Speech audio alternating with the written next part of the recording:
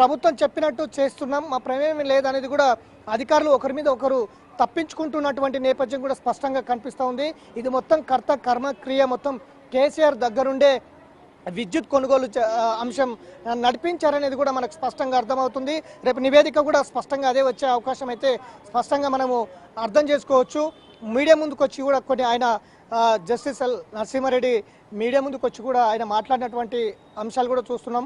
ఇవంతా కూడా పూర్తి స్థాయిలో విచారణ అయితే కొనసాగుతుంది. ఎవరిని కూడా ఉపేక్షించేది లేదు. న్యాయబద్ధంగా ఈ విచారణ సాగిస్తాం. గతం ముఖ్యమంత్రికి కూడా నోటీసులు అందించాం. ఆయన ఈ నెల చివరి వరకు అవకాశం అడిగారు. కానీ ఇప్పటివరకు అయితే ఎలాంటి రిప్లై లేదు. ఖచ్చితంగా రిప్లై కోసం ఎదురు చూస్తాం. ఒకవేళ రిప్లై ఇవ్వకపోతే మాత్రం ఆయనను కూడా విచారిస్తామనేది కమిషన్ అయితే చెప్తా ఉంది. ఇటు విద్యుత్కు సంబంధించిన కమిషను, అటు కాళేశ్వరంకి సంబంధించిన కమిషన్, రెండు కమిషన్లు కూడా దూకుడుగా ముందుకు వెళ్తున్నాయి. ఈ రెండు కమిషన్లు 100 రోజుల్లో ఒక నివేదిక ప్రభుత్వానికి ఇవ్వాలి. ఆ 100 రోజుల్లో నివేదిక ఇవ్వాల్సి ఉంది కాబట్టి వేగవంతం చేస్తున్నాయి. ఇందులో ఎవరెవరు ఇన్వాల్వ్ అయి ఉన్నారనే దాని మీద ఖచ్చితంగా ఇన్వాల్వ్ అయిన వాళ్ళందరికీ నోటీసులు జారీ చేసి ఇక్కడ విచారిస్తున్నటువంటి నేపథ్యం కనిపిస్తుంది.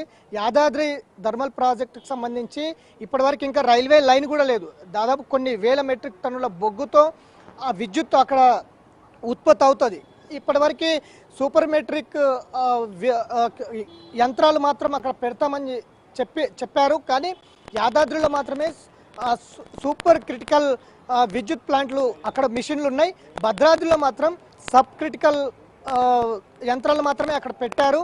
కానీ అంతకంటే ముందే ఒకటి సూపర్ క్రిటికల్ మిషన్ అక్కడ పెట్టి మళ్ళీ తొలగించారనేది కూడా అర్థమవుతుంది. అసలు సబ్ క్రిటికల్ ప్లాంట్స్ ఎందుకు పెట్టారు అక్కడ?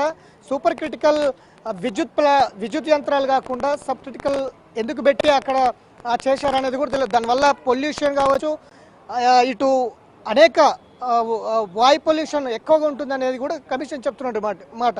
కాబట్టి ఇట్లా థర్మల్ ప్రాజెక్ట్ ఏదైతే పవర్ ప్రాజెక్ట్లో కూడా ఇంత మొత్తంలో అవినీతి జరిగిందా అనేది అయితే ఒక చర్చ అయితే జరుగుతూ ఉంది. ఏ విధంగా ఏ ప్రామాణికంగా ఈ థర్మల్ రెండు భద్రాద్రి యాదాద్రి పవర్ ప్రాజెక్టులు నిర్మించారు, ఒక ఏ గైడ్లైన్స్తో నిర్మించారనే దాని మీద కూడా పూర్తి స్థాయిలో విచారణ అయితే చేస్తామని కమిషన్ అయితే చెప్తుంది. ఇక ఛత్తీస్గఢ్ అంశంలో మాత్రం విద్యుత్ కొనుగోలు అంశంలో రాష్ట్ర ప్రభుత్వం ఎక్కువ డబ్బులు వెచ్చించి పవర్ని కొనుగోలు చేసింది అనేది స్పష్టంగా అర్థమవుతుంది. అక్కడ ఏ కంపెనీతో చేసింది, గతంలో ఆ కంపెనీ పేరేంటి అనేది అయితే ఇప్పటివరకు అందులో లేదు. ఆ